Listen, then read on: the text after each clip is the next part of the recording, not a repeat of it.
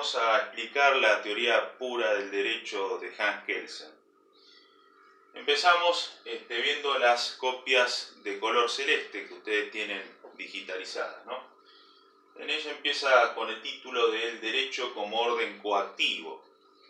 En esta parte Kelsen lo que hace en realidad, desde el punto de vista doctrinario, es decir, aquellas juristas que analizaron la teoría pura del derecho desde un punto de vista doctrinario, establecen como la primer purificación. ¿Qué significa la primer diferenciación que hace Kelsen entre el sistema moral positivo y el sistema jurídico positivo?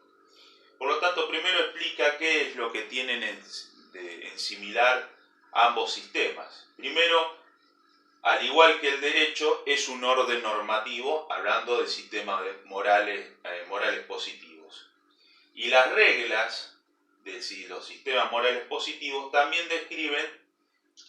tienen la misma forma lógica, es decir, tienen una condición, un consecuente y un nexo entre ambas. Es por ello que Kelsen dice la diferencia deberá estar en el contenido, es decir, en la esencia misma que provea aquel elemento que distingue a los sistemas jurídicos de los sistemas morales. Y establecerá que las normas morales no prescriben ni autorizan sanciones respecto a los actos inmorales. Las sanciones religiosas, por ejemplo, son de seres trascendentales al mundo físico, es decir, Dios me castigará condenándome al infierno en el juicio final, etc.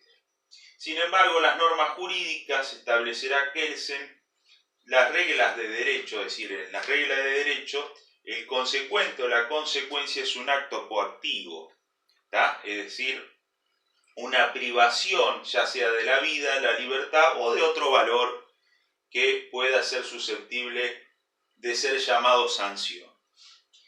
Y las sanciones prescriptas son realizadas por seres humanos y sobre otros seres humanos en contraposición con las religiosas que eran solamente producidas o infligidas por un ser trascendental, es decir, por Dios, ese Dios creador.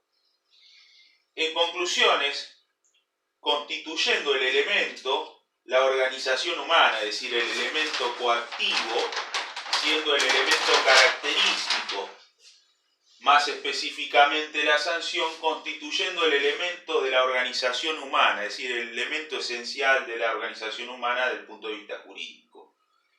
Por lo tanto, el derecho desde este ángulo es un orden coactivo. Orden partiendo de esa concepción general. Cuando siempre definimos un concepto, vamos de una concepción general y terminamos en dicha definición por una diferencia específica que sería el elemento coactivo en diferencia con el sistema moral. Por lo tanto, el sistema de normas que prescriben o permiten actos coactivos bajo la forma de sanciones sociales organizadas, es decir, los sistemas coactivos organizan socialmente a un grupo de personas. Por lo tanto, esta sanción es el resultado de las investigaciones empíricas sobre los contenidos de los órdenes sociales positivos. Esto es importante para saber cuál es el método que utilizó Kelsen y más precisamente positivo, entendiéndonos que es un elemento empírico, no racionalista. Prosiguiendo con la lectura de las mismas copias de color celeste, el próximo título establecerá el derecho es una técnica social. En este sentido, Kelsen empieza buscando cuál es el fin del derecho, ¿tá? Entonces aparece como un método, es decir, método es la aplicación como medio para la obtención de un fin, que induce a los hombres a conducirse de una manera determinada. Esto ustedes lo recuerdan de la norma jurídica, ¿no? Que trata la norma jurídica de inducir a los hombres a comportarse de una determinada forma, por supuesto, más allá de su voluntad, ¿no? Pero para hacer que sea más allá de su voluntad, deberá ser por medio de una sanción a una actitud contraria a la deseada, es decir, contraria a la conducta prescrita. Desde este punto de vista, el derecho es una técnica de coacción social estrechamente ligada a un orden social que ella tiene por finalidad mantener. Es decir, el derecho es la técnica coercitiva a nivel social para que, si bien estrechamente está relacionada con el orden social, tiene como fin último el mantenimiento de ese orden social. En conclusiones sería que el derecho es el medio por el cual yo puedo mantener el orden social, que es el fin. Esto es bien una concepción, yo por eso puse aquí una concepción conservadora del derecho. Es decir, en el sentido de que el mayor fin o el fin que busca una sociedad es el mantenimiento de ese orden social basado en la instauración de ciertas normas jurídicas. Siguiendo con la lectura, nuevamente, establece, por deducción lógica, llega a establecer de que el derecho se atribuye el monopolio de la fuerza. ¿Y por qué esto es importante? Porque yo puedo establecer una sanción que debe ser aplicada cuando el individuo viola la conducta prescrita, pero lógicamente tengo que llevarla a cabo. Y es por ello que necesita el derecho, se distingue de otros órdenes normativos, nuevamente sigue distinguiéndolo de los sistemas morales positivos, en que vincula a conductas humanas determinadas la consecuencia de un acto coactivo, de vuelta nuevamente metiendo al elemento de la coacción. Quien dice esto dice el empleo de la fuerza, nuevamente lo que yo le acabo de decir, es decir, aplicar la sanción, no tan solo enumerar o mencionar la sanción, sino también llevar a cabo la aplicación de esa sanción. Entonces el derecho como orden coactivo, su función esencial es el empleo de la fuerza en la relación entre los hombres, mediante la fijación de qué condiciones y de qué manera un individuo puede hacer uso de la fuerza con respecto a otro. Esto muchas veces, por ejemplo, podemos dar como ejemplo que el derecho habilita la legítima defensa cuando uno ve peligrar, por ejemplo, la vida propia, ¿no?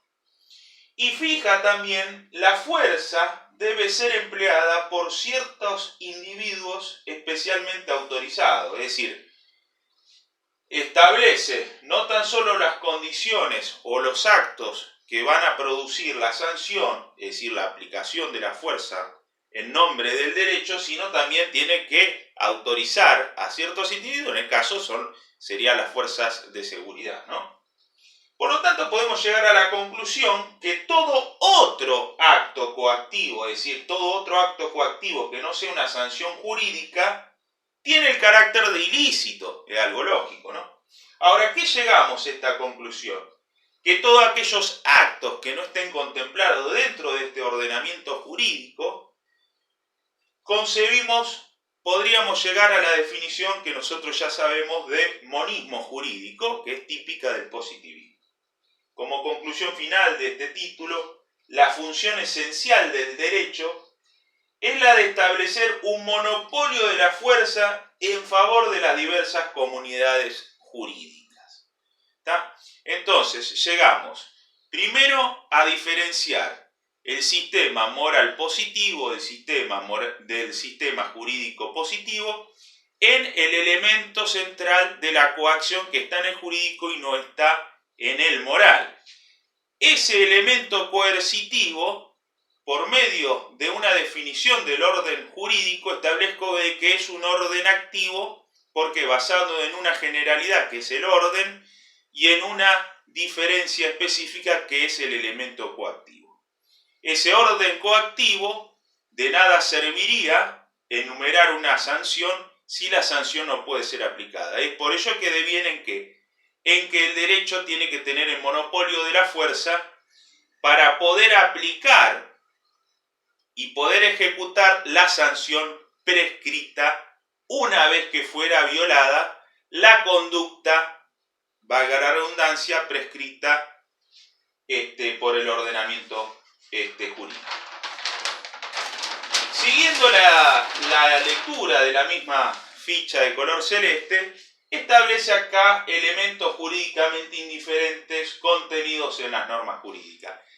Esto es una mayor purificación que hace Kelsen, en la cual llega a la concepción de que una vez observada la regla de derecho, establece que en sí el ordenamiento jurídico está constituido por reglas de derechos que tienen como elemento básico la coerción. Ergo, podríamos decir que el derecho es un conjunto de deberes u obligaciones, ¿tá? De respetar ciertas conductas prescritas o de lo contrario atenerme a la aplicación de una sanción. Por lo tanto, deducir o establecer de que existen derechos subjetivos en el ordenamiento jurídico, dirá Kelsen, en realidad el derecho subjetivo es un desprendimiento de esta regla de derecho que tiene a la coerción como elemento. Y es por ello que dice, los derechos subjetivos, las valoraciones morales que hagan jueces, abogados, etc., son indiferentes al contenido de la norma jurídica. La norma jurídica tiene como elemento central la coerción. Por ello, acá finalmente llegamos a otro concepto de norma primaria y secundaria en Kelsen. Para Kelsen, entonces, la norma primaria será establecer la relación entre el hecho ilícito y la sanción, es decir, lo que nosotros conocemos como la regla de derecho establecida por Kelsen. Por el prefijo sí, porque es un juicio hipotético, tenemos aquí el antecedente o condición, que es la violación de una conducta prescrita. En este caso, si Juan matare a Pedro, deberá ser principio de imputación el consecuente o consecuencia penado con prisión de su libertad, con privación de su libertad. Ergo, dirá Kelsen, de esta norma primaria se desprende la norma secundaria. ¿Cuál es la norma secundaria? La simple enumeración de la conducta prescrita. En este caso sería que Juan no mate a Pedro. Como Juan mató a Pedro, es por ello que se le aplica dicha sanción. Y ahora, finalizando, vamos a las fotos sueltas que ustedes tienen, que son 3. Y que empieza por la última purificación o segunda purificación, según los manuales que han estudiado a Kelsen, que es la purificación que hace Kelsen entre las ciencias naturales y las ciencias sociales. Esto que parece tal vez una obviedad, no es una obviedad, porque ustedes recordarán cuando estudiaron en su momento sociología, que el positivismo sociológico implementaba reglas de las ciencias naturales a la sociedad por medio del positivismo sociológico de Auguste Comte. Entonces es por ello que Kelsen se diferencia de Comte, más allá de que uno es jurídico y otro sociológico, en que hace esta última purificación distinguiendo a la ciencia jurídica como una ciencia social de las leyes naturales. Por lo tanto, dirá que la naturaleza es como un orden o sistema de elementos relacionados por un principio de causalidad, ¿tá? Es una relación directa entre causa y efecto, ¿no? Por supuesto, se produce entre elementos inanimados. En la sociedad, dirá Kelsen, en cambio, se establece como un orden que relaciona la conducta de los hombres. Por lo tanto, a los juicios sobre dichas conductas de los hombres se aplica otro principio diferente a la causalidad, que por supuesto ustedes ya saben, es el principio de imputación. Y por último, el último título, establece la imputación en el pensamiento jurídico.